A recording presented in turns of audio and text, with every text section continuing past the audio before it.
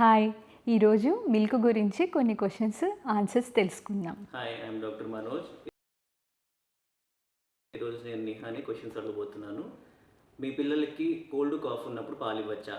మామూలుగా అయితే పాలు ఇవ్వచ్చు. కానీ పిల్లలకి అలర్జీ ఇష్యూస్ ఏమన్నా ఉంటే వాళ్ళకి మిల్క్ వల్ల కూడా కాఫ్ వస్తుంది. అలాంటప్పుడు మిల్క్ ఇవ్వకూడదు. సెకండ్ క్వశ్చన్, మీ పిల్లలకి నైట్ టైమ్స్ పాలు ఇవ్వచ్చా? బాగా సంవత్సరం లోపు పిల్లలకి నైట్ పడుకునేటప్పుడు పాలు ఇవ్వచ్చు. పిల్లలు పెద్ద అయ్యే కొద్దీ నైట్ టైం పాలు అవాయిడ్ చేయడం బెటర్. దానివల్ల పిల్లలకి పొద్దున బాగా ఆకలేస్తుంది అండ్ ఫుడ్ బాగా తింటారు. థర్డ్ క్వశ్చన్, మీ పిల్లలకి ఫీవర్ అప్పుడు పాలు ఇవ్వచ్చా?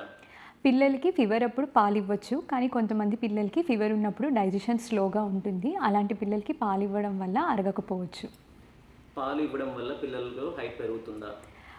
ఓన్లీ పాలు ఇవ్వడం వల్ల పిల్లలు హైట్ ఎదుగుతారు అన్నది అపోహ. పాలతో పాటు అన్ని బ్యాలెన్స్డ్ డైట్ ఇస్తేనే పిల్లలు హైట్ ఎదుగుతారు. పాలు వల్ల పిల్లల్లో ఊబకాయం వస్తుందా? ఇది కూడా అపోహ. ఉట్టి పాలు తాగడం వల్ల పిల్లలు లావవ్వరు. పిల్లలు ఎక్కువ టీవీ దగ్గర కూర్చుని జంక్ ఫుడ్ తినడం వల్ల లావవుతారు. పాలల్లో ఎక్కువగా పంచదార, బెల్లం వేసినా కూడా లావవుతారు. పాలు మధ్యాహ్నం ఆహారాన్ని కానీ నైట్ ఫుడ్ని కానీ రీప్లేస్ చేయొచ్చా? ఇది చాలామందికి ఉండే అపోహ. 2 ఏళ్ల వరకు పిల్లలు పాలల్లోనే ఎదుగుతారని చాలామంది పెద్దవాళ్ళు చెప్తూ ఉంటారు. కానీ అది నిజం కాదు. పిల్లలకి హోల్ బ్యాలెన్స్డ్ మీల్ ఇస్తూ రోజుకి 2 సార్లు పాలిస్తే సరిపోతుంది. పిల్లల్లో లెస్ దెన్ 1 ఇయర్ బేబీస్కి ఆవు పాలు కానీ గేదె పాలు కానీ ఇవ్వచ్చా? ఇప్పుడు పిల్లల్లో కౌ మిల్క్ అలర్జీ అన్నది ఫ్రమ్ బేబీ పుట్టినప్పటి నుంచి చూస్తున్నాము. సో సంవత్సరం లోపు పిల్లలకి కౌ మిల్క్ ఇవ్వకపోవడం మంచిది. ఆ కౌ మిల్క్ ప్రోడక్ట్స్ ఇనిషియల్గా నెయ్యి రూపము, పెరుగు రూపంలో, పన్నీర్ రూపంలో ఇచ్చి బిడ్డలకి ఏమి డైజెషన్ ఇష్యూస్ రాలేదు అంటే తర్వాత కౌ మిల్క్ స్టార్ట్ చేసుకోవచ్చు. ఎక్కువ మోతాదులో పాలు ఇవ్వడం వల్ల బేబీకి ఏమన్నా హానికరమైన ఎఫెక్ట్స్ ఉంటాయా?